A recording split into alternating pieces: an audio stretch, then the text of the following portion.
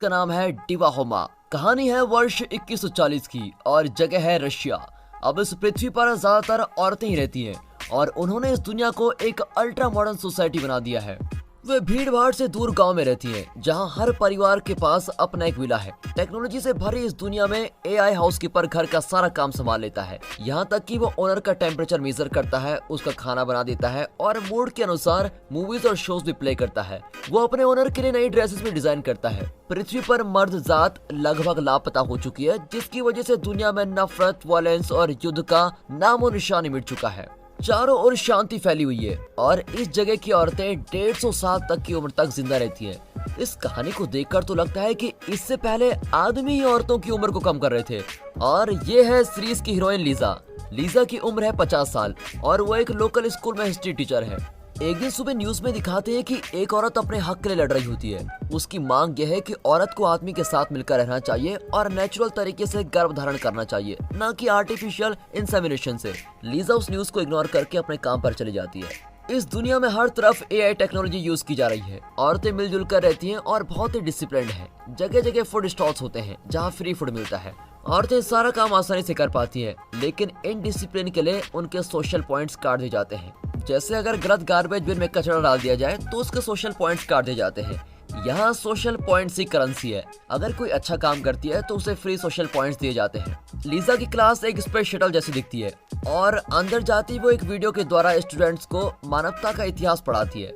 वो बताती है कि प्राचीन समय से ही मर्द मानव समाज पर अपना कब्जा जमाए बैठे थे। अपनी ताकत बनाए रखने के लिए उन्होंने दुनिया में नफरत और हिंसा फैलानी शुरू कर दी और दुनिया की शांति नष्ट हो गई। ग्लोबल वार्मिंग बढ़ने लगी और ओजोन लेयर धीरे धीरे मिटने लगी। वो बताती है कि ये सब मर्दों की गलती थी। फिर साल 2030 में यूएस और नॉर्थ कोरिया के बीच टकराव हुआ, जिससे दुनिया का पासा पलट गया।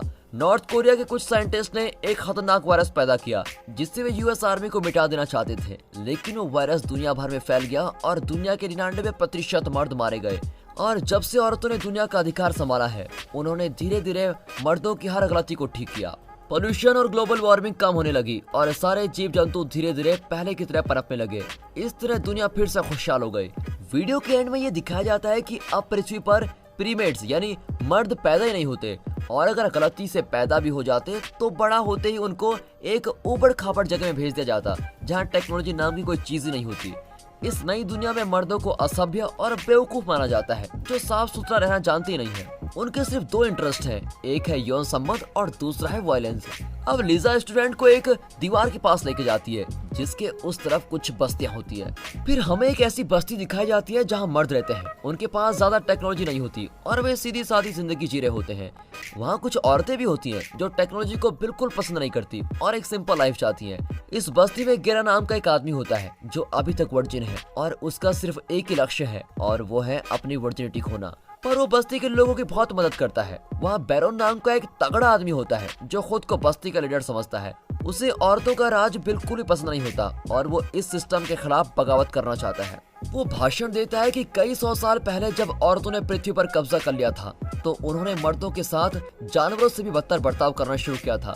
लेकिन मेरे परदादा के जमाने में उन्होंने औरतों की हिफी सोसाइटी को छोड़ दिया और कई ऐसी बस्तियां बनाई जहां औरत और मर्द एक सिंपल और नॉर्मल लाइफ बिता सके। कुछ औरतें भी उनके साथ यहाँ पर चली आई और बस्ती के लोग बहुत ध्यान से उसकी ये बातें सुन रहे होते हैं। इतने में लीजा अपने स्टूडेंट को वहाँ ले आती है और वहाँ के मर्दों को तो वो जू के एनिमल्स की तरह उनको दिखाती है। मर्द इससे बड़े आग बबूला हो रहे होते हैं। लीजा और उसकी स्टूडेंट मारिया एक रिस्ट्रिक्टेड एरिया में पहुंच जाती है। तब गेरा वहाँ पर आता है और उन्हें छुपाने की कोशिश करता है और टेंशन में वो लीजा को ही किस कर देता है। अब लीजा बड़ी टेंशन में अपनी विशल बजाती है और गेरा घबरा जाता है। इतने में दूसरे मर्द सभी लड़कियों को घेर लेते हैं। अब बैरोन स्लैब कंपटीशन रखता है और कहता है कि जो जीतेगा वो लड़कियों के साथ रात बिताएगा। अब इन्हें बचाने के लिए गेरा कंपटीशन में भाग लेता है, पर उसका मुकाबला जायंट नाम के एक बॉडी बिल्डर से होता है। पर जब वो स्लैप करने जाता है तो गेरा झुक जाता है और बैरोन को मार पड़ती है। फिर मौका पाकर लीजा और उसके स्टूडेंट्स अपने शटल की ओर भागते हैं और गेरा अपने दादा के घर की ओर भागता है। अगले सीन में एक शटल अपनी बैटरी रिचार्ज करने के लिए चेक पॉइंट पर रुकता है। जब शटल चलने लगता है तो एक बैटरी कंटेनर से अचानक गिरा निकलता है। अब ये देखकर शटल ओनर जूलियस बिल्कुल चौंक जाता है। जूलियस एक सीड कीपर है जो मर्दों का सीमन स्टोर करता है और जरूरत पड़ने पर औरतों में इसको सप्लाई करता है। हालांकि सीड कीपर्स मर्द हैं, फिर भी उन्हें औरतें बहुत रिस्पेक्ट करती हैं। जूलियस का कोई दोस्त नहीं होता, इसलिए उसे गेरा बहुत पसंद आ जाता है और वो गेरा को अपने साथ रहने को कहता है। फिर गेरा उसे मूनशाइन नाम की एक ड्रिंक देता है। जूलियस कुछ ज्यादा ही उसको पी लेता है और नशे में चलते हुए शटल से बाहर कूद जाता है। अब बैरोन और उसके आदमियों से बचने के लिए गेरा जूलियस की ड्रेस पहन लेता है और नया सीट कीपर बन जाता है। कुछ देर में शटल टू हिल्स नाम की एक जगह पर पहुंचती है, जहां पर एक इनविजिबल नाका खुलता है। वहाँ एक खूबसूरत लड़की गेरा को सिटी के टूर पे लेके जाती है। रास्ते में औरतें उसका स्वागत करती है। लीजा भी वहीं पर होती है, लेकिन वो गेरा को नोटिस नहीं करती। फिर रात को गेरा लाइव टीवी के सामने एप्पल खाता है और शपथ लेता है कि मैं ऐसे बीज आपको सप्लाई करूंगा जिससे आप हेल्दी और स्मार्ट बेबीज पैदा कर सकेंगी। फिर उसे आराम करने के लिए एक चैम्बर में ले जाया जाता है, पर वो तुरंत काम शुरू करने की जिद पकड़ लेता है, इसीलिए उसे रिप्रोडक्शन चैम्बर में लेके जाते हैं। वहाँ 50 साल की एक औरत जिसका नाम बर्टा है, वो उसे चैम्बर में लिटाती है और एक पाइप से उसका सेमन निकालती है। वो लीजा के बारे में सोचता है और फिर शांत हो जाता है। वहाँ लीजा भी गेरा के बारे में सोच रही होती है। अगले दिन गेरा को रिप्रोडक्शन बेस में लेके जाते हैं, जहाँ खूबसूरत औरतें सीट कीपर की सेवा कर रही होती हैं। उन्हें तरह तरह के डिशेस खाने को दिए जाते हैं और उन्हें खुश रखा जाता है। इसी बीच गेरा रेस्टरूम में जाता है, लेकिन तब अलार्म बजने लगता है क्योंकि गेरा लीजा के बारे में सोच रहा था और टू हिल्स में किसी औरत के बारे में सोचना मर्दों के लिए मना है। वहाँ लीजा, उसकी माँ पॉलिनिया और दादी ओनिया लोकल कोर्ट में होती है, क्योंकि लीजा की स्टूडेंट मारिया ने ऑफिशियल्स को बता दिया था कि लीजा उन्हें गंदी बस्ती में लेके गई थी और मर्दों ने उनको पकड़ भी लिया था, इसलिए इन पर केस चला जाता है। अब लीजा बड़ी नर्वस होती है और अपनी बेस्ट फ्रेंड टोनिया को बताती है कि एक आदमी ने तो मुझे किस भी कर दिया था। टोनिया कहती है कि ये बात तुम किसी को मत बताना। मारिया की मॉम विवियन एक लीगल एडवाइजर है।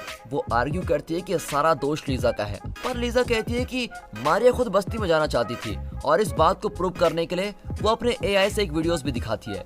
इससे साबित हो जाता है कि लीजा बेकसूर है, लेकिन इसी बीच टोनिया सबको बता देती है कि लीजा को बस्ती में एक आदमी ने किस किया था।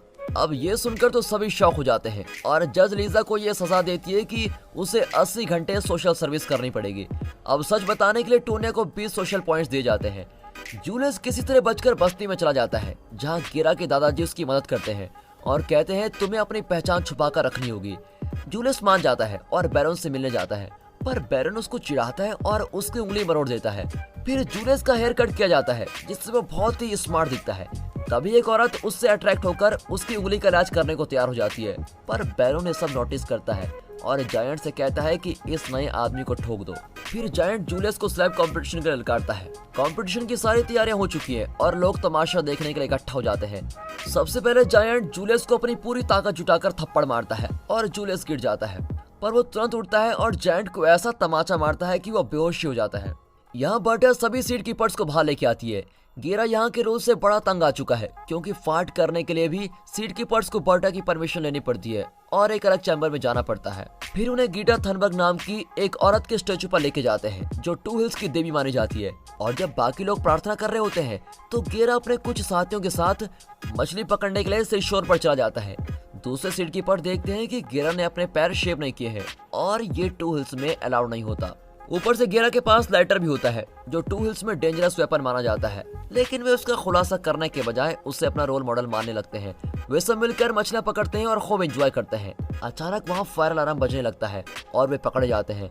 इस जुर्म की सजा के तौर पर उन्हें एजुकेशन सेंटर के टूर पर ले जाया जाता है। अगले दिन गेरा को पता चलता है कि आज उसका मसाज लीजा करने वाली है। लीजा को पनिशमेंट के तौर पर यहाँ भेजा गया है। अब एक दूसरे को देखकर दोनों बहुत ही शॉक होते हैं, लेकिन कुछ नहीं कहते। अब पनिशमेंट के लिए चारों सीट कीपर्स को एजुकेशन सेंटर ले जाया जाता है। यहाँ उन्हें ब्रेन वॉश करने के लिए कई प्रेजेंटेशन दिखाए जाते हैं, जिनमें बताते हैं कि मर्द ताकतवर है, इसलिए उन्हें हमेशा कंट्रोल में रखना चाहिए। लीजा और ओनिया भी वहाँ पर होती हैं और वे गेरा की हरकतें देखकर बहुत ही हंसने लगती है, लेकिन ओनिया जरा ओल्ड फैशन है और टू हिल्स के रूल्स को नहीं मानती। गेरा उसको बहुत ही क्यूट लगता है और वो लीजा से कहती है कि गेरा सीट कीपर नहीं है, ये बात तुम किसी को मत बताना। शाम को वापस लौटकर गेरा अपने साथियों को बताता है कि यौन संबंध के बारे में सोचना गुनाह नहीं है। आज हमें जो कुछ बताया गया वो सब झूठ है। ये सब सुनकर एक सीट कीपर लीजा को अनड्रेस करने को कहता है। अब इससे पहले कि कुछ हो जाए, गेरा उस सीट कीपर को बाहर भेज देता है। लीजा गेरा को थैंक करने के बजाय कहती है कि 30 मिनट के अंदर अगर तुम यहाँ से भागे नहीं तो मैं सबको बता दूंगी कि तुम सीट कीपर नहीं हो। यहाँ बस्ती में जूलियस के कई फैंस हो जाते हैं। इस बात से चिढ़कर बैरन अपने राइट हैंड मैन रेड को ऑर्डर देता है कि जूलियस को खत्म कर दो। जूलियस और बैरन के आदमी एक पुराने डिपार्टमेंटल स्टोर में जाकर कुछ चीजें इकट्ठा करते हैं। जूलियस वहां से कुछ खाने के ऐसे आइटम्स ढूंढता है जिससे उसके साथी बड़े इंप्रेस हो जाते हैं। उन्हें पता भी नहीं था कि ये सब खाने के आइटम्स होते हैं। फिर वे द स्क्विरल्स नाम के ग्रुप से भिड़कर बैरन के आदमियों को बचाता है और इन बातों से इंप्रेस होकर वे जूलियस को फिर से बस्ती में ले जाने का फैसला करते हैं। फिर दिखाते हैं कि लीगल एडवाइजर विवियन का बैरन के साथ अफेयर चल रहा है। अगले दिन विवियन सीड कीपर की फोटोज को देखती है तो पता चलता है कि जूलियस मिसिंग है। बैरन ने उसे ये भी बताया था कि उनमें से एक सीड कीपर नकली है और वो असल में बस्ती का एक आदमी है। ये जानकर विवियन अपने असिस्टेंट को बुलाकर पूरी कॉलोनी को इस बारे में अलर्ट करने को कहती है। अब इससे घबराकर गेरा टू हिल से बाहर जाने की कोशिश करता है, लेकिन इनविजिबल नाका उसको रोक देता है और इमरजेंसी अलार्म बजना शुरू हो जाता है। अब और कोई रास्ता न पाकर वो कॉलोनी में लौट आता है। वो लीजा से मदद मांगता है, लेकिन लीजा उसको इग्नोर कर देती है, पर गेरा उसको याद दिलाता है कि मैंने बहुत बार तुम्हारी मदद की है। इस पर लीजा मान जाती है और इतने में पुलिस फोर्स उस जगह को घेर लेती है। तब लीजा और गेरा वहां से भाग निकलते हैं, लेकिन टोनिया उनको देख लेती है। बैरन बस्ती की बार में ड्रिंक करने आता है तो जूलियस को जिंदा देखकर वो बिल्कुल चौंक जाता है। वो रेड को डांटता है कि तुमने जूलियस को क्यों नहीं मारा। तो रेड कहता है कि जूलियस अच्छा आदमी है और उसने हमारी जान बचाई थी। इनकी आर्ग्यूमेंट के बीच जूलियस आकर कहता है कि यहाँ कोई किसी का गुलाम नहीं है, सबको अपनी मर्जी से जीने का हक होना चाहिए। बार में बैठे लोग भी जूलियस को सपोर्ट करते हैं। उसकी बात मानकर बैरन उसे अपने घर बुलाता है और वे अपने ओपिनियंस डिस्कस करने लगते हैं। जूलियस चाहता है कि हर इंसान आजाद जिंदगी जिए, पर बैरन सबको अपने पैर तले दबाकर रखना चाहता है। आखिर दोनों इलेक्शन रखने का फैसला करते हैं और जीतने वाला ही बस्ती का लीडर होगा। जूलियस के जाने के बाद बैरन रेड को बुलाकर कहता है तुम भी इलेक्शन में खड़े हो जाओ ताकि वोट बढ़ जाए, इससे जूलियस के जीतने के चांसेस कम हो जाएंगे। फिर रात को वोटिंग शुरू होती है और बस्ती के लोग वोट करते हैं। जब रिजल्ट अनाउंस किया जाता है बैरन को सिर्फ 1 वोट मिलता है, लेकिन शौक तो तब लगता है जब रेड 18 वोट से इलेक्शन जीत जाता है। जूलियस को भी 16 वोट मिले होते हैं। इससे पता चलता है कि लोग अभी भी जूलियस पर पूरा विश्वास नहीं करते। अब लिजा गेरा को घेर लेती है। ओनिया चाहती है कि गेरा यहाँ से बचकर निकल जाए, लेकिन इससे पहले कि वो कुछ प्लान कर सके विवियन के असिस्टेंट तलाशी लेने आ जाती है, लेकिन उसके अंदर आने से पहले ही ओनिया लिजा गेरा और अपने पेट को कबर्ड में छुपा देती है। अब हमें बताया जाता है कि टू हिल्स में पेट्स रखना भी इलीगल है। असिस्टेंट अंदर आकर गेरा और लिजा को ढूंढती है क्योंकि वो दोनों इलीगली यहाँ से भागने की कोशिश कर रहे थे। वो ओनिया को वार्न करती है कि चुपचाप उन दोनों को हमारे हवाले कर दो, लेकिन ओनिया कुछ नहीं बताती। अब असिस्टेंट जाने वाली होती है कि कैट कबर्ड के अंदर से चीखता है और इससे पहले कि असिस्टेंट विवियन को इन्फॉर्म कर सके ओनिया उसके सर पर मारती है और उसको बेहोश कर देती है। अब ओनिया अपना मोटरसाइकिल गेरा को देती है और कहती है कि इसमें 80 किलोमीटर पर आवर की स्पीड से जाओगे तो इनविजिबल नाके को चीर कर निकल जाओगे। फिर वो लिजा को भी गेरा के साथ जाने को कहती है क्योंकि यहाँ के कानून की आंखों में वो भी अब एक मुजरिम है। अब गेरा और लिजा मोटरसाइकिल पर तेजी से निकलते हैं। गेरा 80 किलोमीटर पर आवर की स्पीड से भी ज्यादा तेज की स्पीड से निकलता है और इनविजिबल नाके को चीरकर आगे निकल जाता है, लेकिन उसके इम्पैक्ट से बाइक के टुकड़े टुकड़े हो जाते हैं और दोनों के ड्रेसेस फट जाते हैं। लेकिन वे अपने बैग से नए कपड़े निकाल कर पहन लेते हैं और आग के पास ही सो जाते हैं। अगली सुबह गेरा एक स्क्वायरल को पकड़कर उसका ब्रेकफास्ट बनाता है। लिजा ने तो आज तक सिर्फ वेजिटेबल्स ही खाए होते हैं और उस पके हुए जानवर को देखकर वो चीखने लगती है। तभी कुछ आदमी उसकी आवाज को सुन लेते हैं।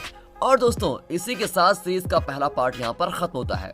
दोस्तों, अगर ये पार्ट आपको अच्छा लगा और अगर आप चाहते हैं कि हम इस सीरीज को कंटिन्यू करें तो कमेंट करके बताइए, उसके बाद ही हम इस सीरीज को आगे बढ़ाएंगे। और अगर आपको ये वीडियो अच्छा लगा, एक्सप्लेनेशन अच्छा लगा, सीरीज अच्छी लग रही हो तो वीडियो को लाइक कर दें, चैनल को सब्सक्राइब करना बिल्कुल मत भूलिए। बाकी मिलते हैं अगली वीडियो में, तब तक के लिए गुड बाय, अपना ख्याल रखिए and finally thanks for watching.